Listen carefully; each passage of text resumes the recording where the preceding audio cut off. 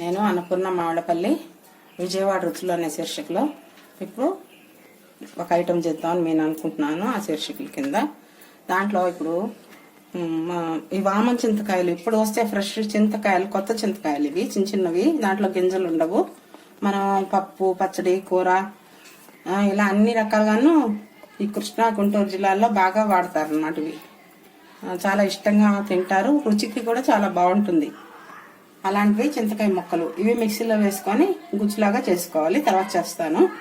ఆ చింతకాయ ముక్కలతో కలిపి దోసకాయ చిన్న చిన్న ముక్కలుగా తరుక్కొని పచ్చడి చేసుకోవడానికి వీలుగా చిన్న చిన్న ముక్కలు తరుక్కోవాలి. తరిగిన దోసకాయ ముక్కలు, తాలింపుకి ఎండుమిరపకాయలు, మినప్పప్పు, ఆవాలు, మెంతులు వేసుకోవాలి. ఉప్పు తర్వాత పచ్చడి తయారైన తర్వాత ఉప్పు కూడా లాస్ట్లో కలుపుకుంటాం మనం. కొత్తిమీర, ఉప్పు అవి అప్పుడు లాస్ట్లో యాడ్ చేద్దాం. ఇంగువ ప్రస్తుతానికి ఈ వస్తువులు అన్నమాట. నేను తాలింపు వేయిస్తాను. ఇప్పుడు కళాయిలో నూనె వేయాలి. నూనెలో ఆవాలు,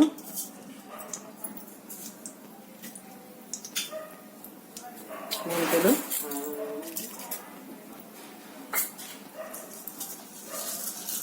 మినపప్పు,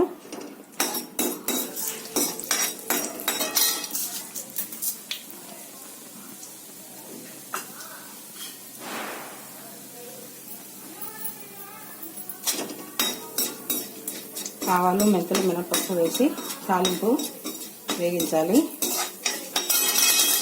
తాలింపు వేసిన తర్వాత దీంట్లోకి 4 ఎండుమిరపకాయలు కూడా, అంటే మనం పచ్చడి తీసుకునే క్వాంటిటీని బట్టి మనం కారం వేసుకోవాలి, సరిపడా కారం.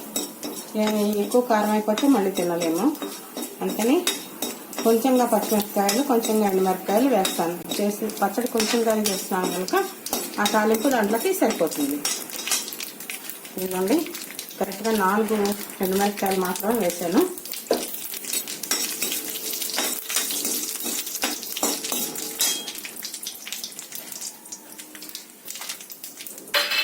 నాలుగు పచ్చిమిరపకాయలు.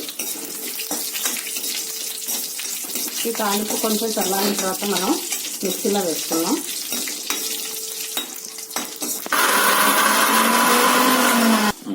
ఇప్పుడు మనం చింతకాయ ముక్కల్ని మిక్సీలో వేసుకున్నాము. ఆ జార్లోనే మనము ఇప్పుడు వేసుకున్నటువంటి తాలింపు కూడా కలుపుకొని మిక్సీ చేద్దాం. మళ్ళా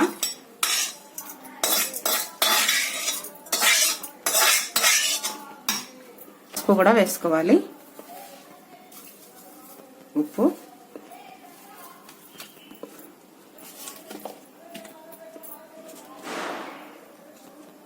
కొంచెంగా ఒక చిటికెడు పసుపు వేసుకోవాలి. ఆ తర్వాత ఇంగువ పొడి కూడా వేసుకోవాలి. కొంచెంగా ఇంగువ పొడి.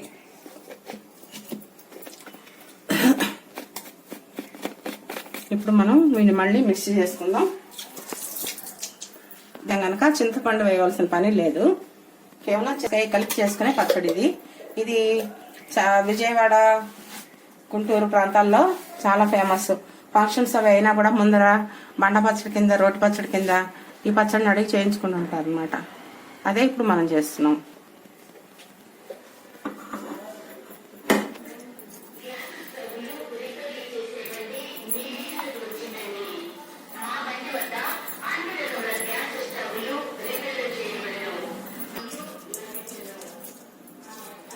చింతకాయ తాలింపు వేసినటువంటి గుజ్జు పచ్చడి తయారైంది.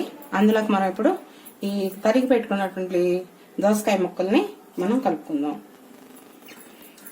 దీంట్లోకి కొద్దిగా కొత్తిమీర కూడా వేసుకుంటే బాగా రుచిగా ఉంటుంది. మొత్తం అంతా కలిపి శుభ్రంగా స్పూన్తో కలిపే కంటే మనం చేత్తో కలిపితేనే బాగా అంతా కలిసిపోతుంది. లేదా ఒకవేళ పచ్చడి చేయి కారంగా ఉంటుంది, చేయి మంట వస్తుంది అనుకునేవారు స్పూన్తో మొత్తం అంత చక్కగా కలిసేలాగా కలుపుకోండి. ఈ చింతకాయ దోసకాయ పచ్చడి ఇది రైస్లోకే ఎక్కువగా బాగుంటుంది. రోటీలు అవి వేసుకుంటే వాటిలో అంత బాగుండదు. ఓన్లీ రైస్కి సంబంధించినటువంటి పచ్చడి ఇది కనుక అన్నంతో మాత్రమే మీరు చక్కగా నెయ్యి వేసుకొని అన్నంలో తినండి, బాగుంటుంది. రోటీలు కానీ చపాతీలు కానీ వేసుకుంటే అంత టేస్టీగా అనిపించదు.